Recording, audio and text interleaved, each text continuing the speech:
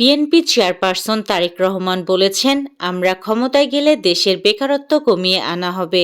শুক্রবার সন্ধ্যায় ঢাকা ১৭ আসনে নিজ নির্বাচনী এলাকা ভাসানটেকের বিআরপি মাঠে জনসভায় তিনি একথা বলেন।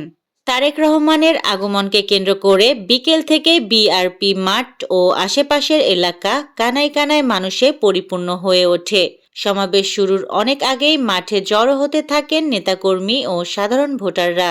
ধানের শীষ প্রতীক হাতে স্লোগানে স্লোগানে মুখর হয়ে ওঠে পুরো ভাসানটেক এলাকা। গণ অভ্যুত্থান উত্তর বাংলাদেশে এবারের নির্বাচনে ভোটের পুরানো হিসাব নিকাশও বদলে যাওয়ার ইঙ্গিত দেখতে পাওয়ার কথা জানিয়েছেন জাতীয় নাগরিক পার্টি এনসিপির মুখপাত্র আসিফ মাহমুদ সজীব ভুঁইয়া। ঠাকুরগাঁও ১ আসনে বিএনপির প্রার্থী ও দলের মহাসচিব মির্জা ফখরুল ইসলাম আলমগীর বলেছেন, গত ১৫ বছর আপনারা ভোট দিতে পেরেছিলেন, ভোট দিতে পারেননি। এই সময় আগের রাতেই ভোট হয়ে গেছে, এখন একটা সুযোগ এসেছে। বাগেরহাটে এক ছাত্রলীগ নেতার স্ত্রীসহ সন্তানের লাশ উদ্ধার করেছে পুলিশ।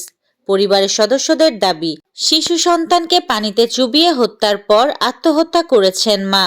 শুক্রবার ২৩ জানুয়ারি দুপুরে সদর উপজেলার সাবেকডাঙ্গা গ্রামের একটি বাড়ি থেকে মরদেহ দুটি উদ্ধার করা হয়। মৃত দুজন হলেন কানিজ সুবর্ণা স্বর্ণালী, বয়স ২২ বছর এবং তার ৯ মাস বয়সী সন্তান নাজিম হোসেন। আর্কটিক বা উত্তর মেরু অঞ্চলে নিরাপত্তা জোরদার করার বিষয়ে একমত হয়েছেন ডেনমার্কের প্রধানমন্ত্রী মেটে ফ্রেডেরিকসেন এবং ন্যাটো প্রধান মার্ক রুত্তে। গ্রিনল্যান্ডকে যুক্তরাষ্ট্রের সঙ্গে সংযুক্ত করা নিয়ে মার্কিন প্রেসিডেন্ট ডোনাল্ড ট্রাম্পের হুমকির জেরে তৈরি হওয়া উত্তেজনার প্রেক্ষাপটে এই সিদ্ধান্ত নেওয়া হয়েছে। ব্রিটিশ বার্তা সংস্থা রয়টার্স এ খবর জানিয়েছে। আজ সন্ধ্যায় জরুরি বৈঠকে বসেছে জাতিসংঘ নিরাপত্তা পরিষদ।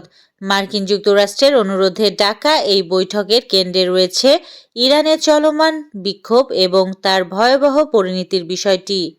তাসকিন আহমেদের রেকর্ডটা ছুঁয়ে ফেলতে মাত্র একটা উইকেটই দরকার ছিল শরীফুল ইসলামের, আর পেছনে ফেলে রেকর্ডটা শুধুই নিজের করে নিতে লাগতো ২ উইকেট।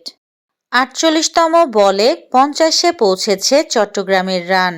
পাওয়ার প্লের মধ্যেই ৩ উইকেট চলে গেছে। উইকেটে থিতু হওয়ার চেষ্টা করছেন মির্জা বেগ ও জাহিদুজ্জামান, তবে আস্কিং রেট এরই মধ্যে ১০ ছাড়িয়ে গেছে। এই ছিল আজকের শীর্ষ সংবাদ। ছিলাম আমি ইয়াসমিন আক্তার, সুরমা টিভি 24।